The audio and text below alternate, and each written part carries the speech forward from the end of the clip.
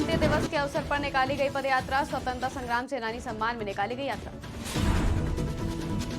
बरेली में psycho killer हुआ गिरफ्तार, 10 महिलाओं का किया था मर्डर।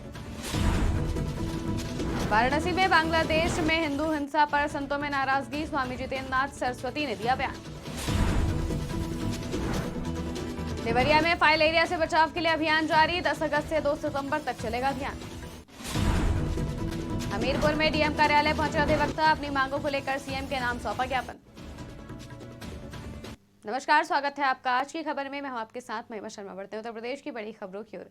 बाराबंकी में आज क्रांति दिवस के अवसर पर स्वतंत्रता संग्राम सेनानी पदयात्रा निकाली गई। पदयात्रा के दौरान अमर शहीद को याद कर नन्हे मुन्ने बच्चों को अमर शहीदों का रूप देकर झांकी भी निकाली गई और इस दौरान स्वतंत्रता संग्राम में भाग लेने वाले शहीदों को याद कर उन्हें श्रद्धांजलि दी गई। आजादी की क्रांति की बात करें तो बाराबंकी भी इस लड़ाई में पीछे नहीं रहा है। इन स्वतंत्रता संग्राम सेनानियों को याद करते हुए आज पदयात्रा निकाली गई। बरेली में महिलाओं को मौत के घाट उतारने वाले सीरियल किलर को पुलिस ने पकड़ लिया है। पुलिस ने शुक्रवार को आरोपी कुलदीप को गिरफ्तार कर लिया। साइको किलर कुलदीप पारिवारिक कारणों की वजह से महिलाओं से नफरत करने लगा था। इसी खुन्नस में वो दूसरी महिलाओं को भी मारने की फिराक में रहता था। फिलहाल पुलिस से पूछताछ में उसने 6 हत्या करना कबूला है। पुलिस ने उसे गिरफ्तार कर लिया है और जेल भेज दिया। जैसा कि आप सभी अवगत हैं कि वर्ष 2023 और इस वर्ष जुलाई 2024 में थाना शीशगढ़ और थाना शाही अंतर्गत कुल 6 महिलाओं की हत्याओं के केसेस दर्ज थे 302 आईपीसी के अंतर्गत, जिनका अनावरण नहीं हुआ था। हम लोगों ने इनके अनावरण के लिए एक टीम गठित की थी और उस टीम को एक ऑपरेशन तलाश का टारगेट दिया गया था, जिसमें हम लोगों को पकड़ना था उस व्यक्ति को या उन व्यक्तियों को जिनके द्वारा ये घटनाएं कारित की गई हैं। हम लोगों ने आज इन घटनाओं का अनावरण करते हुए अभियुक्त को गिरफ्तार किया है। इन सभी घटनाओं में एक ही अभियुक्त शामिल था, जिसका नाम है कुलदीप पुत्र बाबूराम।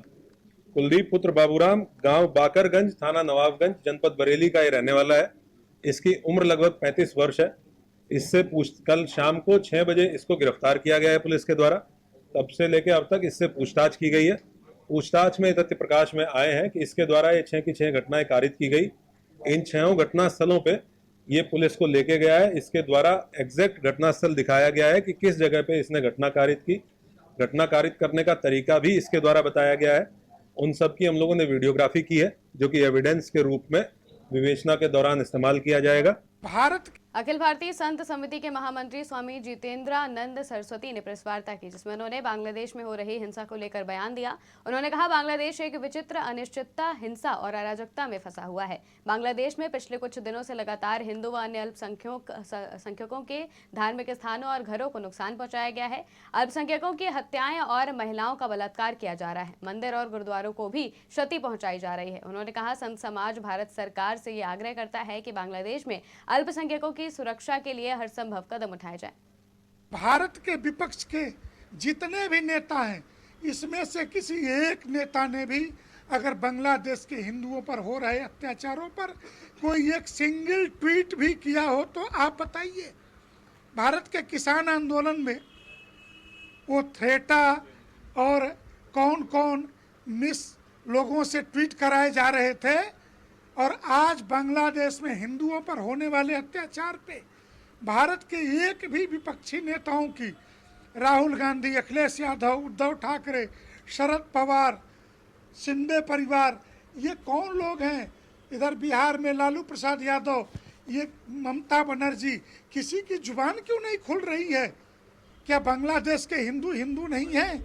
और हम आपके माध्यम से एक मांग करते हैं कि हिंदुस्तान के 3.5 करोड़ बांग्लादेशियों को बांग्लादेश में वापस करके वहाँ के 1 करोड़ 30 लाख हिंदुओं को हिंदुस्तान में ला करके सीएए के अंतर्गत बसाया जाना चाहिए। देवरिया डीएम दिव्या मित्तल ने बताया कि जनपद में फाइल एरिया उन्मूलन के लिए मास ड्रग एडमिनिस्ट्रेशन कार्यक्रम 10 अगस्त से प्रारंभ होगा, जिसमें घर घर जाकर आशा और स्वास्थ्य टीम दवाइयां खिलाएंगी। उन्होंने जनपद वासियों से दवा का सेवन करने का अनुरोध किया है। डीएम ने कहा कि फाइल एरिया मच्छर के काटने से होता है। इस बीमारी से पैर में सूजन हो जाती है और पैर बड़े बड़े हो जाते हैं। इसे हाथी पांव के नाम से भी जाना जाता है। ये मच्छर के काटने के कई वर्ष बाद भी उभर कर सामने आता है। मैं आप लोग सबको बताना चाहती हूँ कि एक रोग होता है मच्छर के काटने से जो होता है, जिसका नाम होता है फिलेरिया। इसमें मच्छर के काटने से पैर बहुत सूज जाते हैं, बहुत बड़े बड़े हो जाते हैं। और ये इस रोग में समस्या ये है कि ये मच्छर के काटने के कई वर्ष बाद भी ये समस्या उत्पन्न हो सकती है, और एक बार हो जाती है तो ये लाइलाज बीमारी होती है। तो इससे बचाव के लिए कल से हमारा एक मास ड्रग एडमिनिस्ट्रेशन यानी फिलेरिया को खत्म करने का एक कार्यक्रम शुरू हो रहा है, जिसमें आपके घर घर जाके हमारी आशा बहुएं और हमारी स्वास्थ्य टीम आपको दवाइयां खिलाएंगी। उसमें 2 दवाइयां हैं, एक एल्बेंडाजोल है और एक DEC की गोली है। तो आप सभी से मेरा निवेदन है कि जब हमारी स्वास्थ्य टीम आए तो आप उन दोनों गोलियों का जैसे वो बताएं उसका सेवन करें। इससे आपको इस रोग से बचत मिलेगी।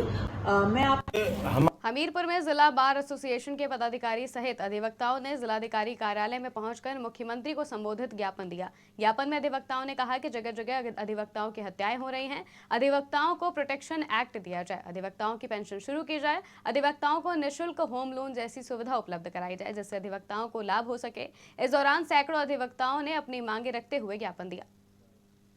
हमारे अधिवक्ताओं की जो समस्याएं हैं, जैसे मरने के बाद में अधिवक्ताओं को 10 लाख रुपया मिलना चाहिए, पेंशन होना चाहिए, तो आज जो है पूरे प्रांत का प्रांतीय आह्वान है, उस पर हमने ये ज्ञापन जो है तो द्वारा DM माननीय मुख्यमंत्री जी को भेजा है। और हमारा माननीय मुख्यमंत्री जी से निवेदन है कि अधिवक्ताओं की समस्या का तत्काल समाधान किया जाए, प्रोटेक्शन एक्ट लागू किया जाए। अधिवक्ताओं की जगह जगह हत्या हो रही है तो प्रोटेक्शन एक्ट लागू किया जाए, पेंशन की व्यवस्था की जाए और निःशुल्क उनको लोन दिया जाए ताकि वो अपने आवास वगैरह बनवा सके। इन्हीं सब मांगों को लेकर के आज डिस्ट्रिक्ट बार एसोसिएशन न्याय कार्य से विरत है और हम लोगों ने ये ज्ञापन की कार्रवाई। बरेली में प्रत्येक वर्ष इस मौसम में डेंगू मलेरिया के मरीजों की संख्या काफी तादाद में बढ़ जाती है। इसी को लेकर बरेली के मुख्य चिकित्सा अधिकारी विश्राम सिंह द्वारा प्रत्येक ब्लॉक और गांव में टीम बनाकर लगातार फॉगिंग कराई जा रही है जिससे डेंगू मलेरिया के मरीज कम से कम हो सके। ऐसे में शहर क्षेत्र में कई जगह नगर स्वास्थ्य अधिकारी द्वारा फॉगिंग नहीं कराई गई है, जिसकी जानकारी आज की खबर के रिपोर्टर ने मुख्य चिकित्सा अधिकारी को दी थी। उन्होंने बताया कि ऐसे क्षेत्र जहाँ पर फॉगिंग नहीं हुई है वहां पर तुरंत ही नगर स्वास्थ्य अधिकारी को निर्देशित किया जाएगा। वहीं फिलहाल वर्तमान समय में हर वर्ष की अपेक्षा मलेरिया के मरीज की संख्या कम है। बदायूं में बीते दिनों एक बच्ची की मौत का मामला सामने आया था जिसमें परिजनों ने झोला छाप डॉक्टर के द्वारा इलाज को मौत का कारण बताया था। वहीं जिसके बाद मलेरिया विभाग सामुदायिक स्वास्थ्य केंद्र के प्रभारी चिकित्सा अधिकारी टीम के साथ गांव पहुंच गए और स्वास्थ्य कैंप लगाया। वहीं MOIC राहुल सिद्धार्थ ने बताया कि किशोरी की मौत का सही कारण नहीं पता चल सका है। परिजनों में किसी को डेंगू या मलेरिया के लक्षण नहीं है, न ही आसपास लार्वा पाया गया। उन्होंने बताया कि झोला छाप डॉक्टरों की जानकारी संबंधित अधिकारी को बताकर शीघ्र कार्रवाई कराई जाएगी और जल्द ही गांव में कैंप लगाया जाएगा। आज मैंने टीम भेजी थी, मैं स्वयं भी आया था। मैंने उनसे क्लिनिकल हिस्ट्री उनसे पूछी, परिवारजनों से, उनके पिता से भी मैं मिला, तो उनके पास कोई ऐसी जांचें तो थी नहीं जिसमें डेंगू की पुष्टि हो सके। बाकी घर में सोर्स रिडक्शन की एक्टिविटी भी करा के देखी गई, कोई लार्वा भी नहीं पाया गया। घर में अन्य कोई संक्रमक रोगी भी नहीं पाया गया, तो डेंगू से तो नहीं कहा जा सकता। लेकिन मैं क्लिनिकल हिस्ट्री के बेसिस पे जो है हाई फीवर की वजह से और फिर उसके साथ में प्लेटलेट काउंट डिक्रीज हो गया था और शायद उसको जो है टाइफाइड पॉजिटिव था। कौशाम्बी में बंदरों का इस कदर आतंक है कि बंदर के भय से महिला छत से गिर गई। इससे उसकी मौके पर ही मौत हो गई। सूचना के बाद पुलिस ने शव को कब्जे में लेकर पोस्टमार्टम के लिए भेज दिया है। महिला की मौत से परिजनों में कोहराम मच गया है। हमारी चाची थी, कपड़ा फैलाने गई थी, बंदरों का झुंड बैठा था। जैसे ही फैलाने तो नज़र मिली, बंदरों ने दौड़ाया तो फिसल के गिर गई छत से। पीलीभीत के बीसलपुर निवासी 18 वर्षीय शोएब खान की मध्य प्रदेश के रतलाम में ट्रेन हादसे में दर्दनाक मौत हो गई। दरअसल शोएब 1 महीने पहले काम करने के लिए मध्य प्रदेश के रतलाम गया था, लेकिन कल अचानक वहीं पर ट्रेन की चपेट में आने से उसकी दर्दनाक मौत हो गई। रतलाम पुलिस ने आधार कार्ड के जरिए बीसलपुर पुलिस से संपर्क किया। उसके बाद बीसलपुर पुलिस ने आधार कार्ड के पते पर पहुंचकर मृतक के परिजनों को फोटो दिखाकर सूचना दी। सूचना पाते ही मृतक के घर में कोहराम मच गया।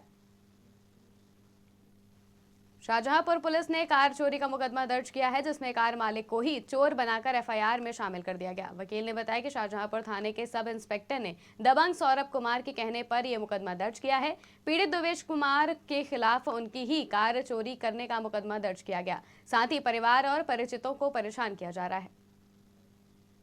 हमारी बलिनो कार है ईपी 25 CJ 0215 और इसकी आरसी हमारे पास है। ये हमारे नाम पे हमारी कार है, इसका मैं स्वामी हूँ। मेरे ऊपर चोरी का मुकदमा लिखा गया है। मैंने कुछ नहीं चाहा, कार तो हमारी, उसका मैं मालिक हूँ, उसका मैं स्वामी, मैं इसको कहीं ले जा सकता हूँ, तो मेरे ही ऊपर चोरी का मुकदमा लिखवा दिया गया है। फिर उसके बाद जब मैं थाना गया था तो जो रोजा थाना पुलिस से जो इसके पुलिस पास गए थे तो उन्होंने हमको ही डराया धमकाया और मुझे जेल जाने की धमकी दी है। फिर उसके बाद मैं जब सीओ साहब पास गया तो सीओ साहब ने भी सूदखोर सौरभ सिंह की सपोर्ट किया और हमें को जेल भेजने की धमकी दी थी। हमारी बलिनो देश की कार है। खबरों में फिलहाल इतना ही। देश और दुनिया की तमाम खबरों के लिए देखते रहिए आज की खबर।